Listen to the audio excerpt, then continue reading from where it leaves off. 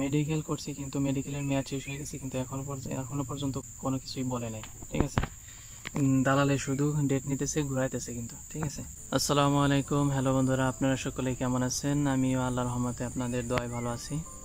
আজকে কিছু কথা বলবো যে আপনারা অনেকেই কমেন্ট করছেন যে ভাই আমাদের অনেকেরই মেডিকেল হওয়ার পরে মেডিকেলের মেয়াদ শেষ হয়ে যাইতেছে, এখনও কিন্তু কিছুই হয় নাই, শুধুমাত্র ইন্স্যুরেন্স হয়েছে। তো ইন্স্যুরেন্স হওয়ার পরে কি আবার মেডিকেল করতে হবে কিনা? আবার অনেকে বলতেছেন যে ভাই আমাদের মেডিকেল অনলাইন হয়ে গেছে, এখন কি আমরা মালয়েশিয়াতে আসতে পারবো কিনা আমাদের এই সময়ের মধ্যে, যে সময় দেওয়া হয়েছে।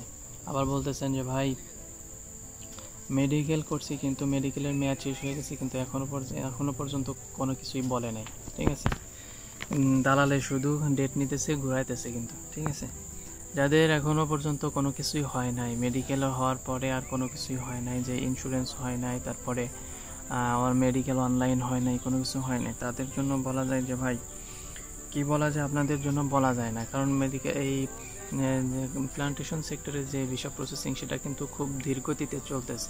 ঠিক আছে, তো এই জন্য কী হবে কিন্তু বলা যায় না। আপনারা এজেন্সির সাথে কথা বলেন, এবং এজেন্সির সাথে কথা বলার পরে কিন্তু আপনারা কিন্তু কোনো কিছু না হওয়ার পরে, অর্থাৎ ফিঙ্গারপ্রিন্ট বা আপনাদের এই ই ভিসা না পাওয়া পর্যন্ত কিন্তু আপনারা কিন্তু কোনো প্রকার টাকা পয়সা দিবেন না। ঠিক আছে, আর যাদের মনে করেন যে মেডিকেল অনলাইন হয়ে গেছে, তারা হয়তো ইনশাল্লাহ খুব দ্রুত সময়ের মধ্যে আপনারা হয়ে যাবে আপনাদের ভিসার প্রসেসিং কাজগুলা। কারণ এই প্লান্টেশন সেক্টরে আপনারা জানেন যে খুব শুরু থেকেই কিন্তু খুব ধীর গতিতে এই ওয়েবসাইটটা চলতেছে। ঠিক আছে, কাজ করতেছে খুব ধীর গতিতে। হয়তো এই সার্ভার ডাউন থাকার কারণে কিন্তু আপনারা এটা পাইতেছেন না। তো আপনাদের জন্য ইনশাল্লাহ কোনো সমস্যা হবে না, আশা করি কোনো সমস্যা হবে না। ঠিক আছে, বলতেছেন যে ভাই সব সেক্টরের ভিসা কবে খুলবে? দেখেন যে সব সেক্টরের ভিসা খোলার জন্য এখনও কিন্তু কোনো প্রকারের নিউজ পাওয়া যায় নাই। ঠিক আছে, মালয়েশিয়ান সরকারের পক্ষ থেকে কোনো প্রকারের কোনো তথ্য বা কোনো আপডেট জানানো হয় নাই যে আমরা কর্মী নিয়োগ দেওয়া হবে। মালয়েশিয়ান সরকারের পক্ষ থেকে কোনো কিছুই কিন্তু জানানো হয় নাই যে কর্মী নিয়োগ দেওয়ার বিষয়ে।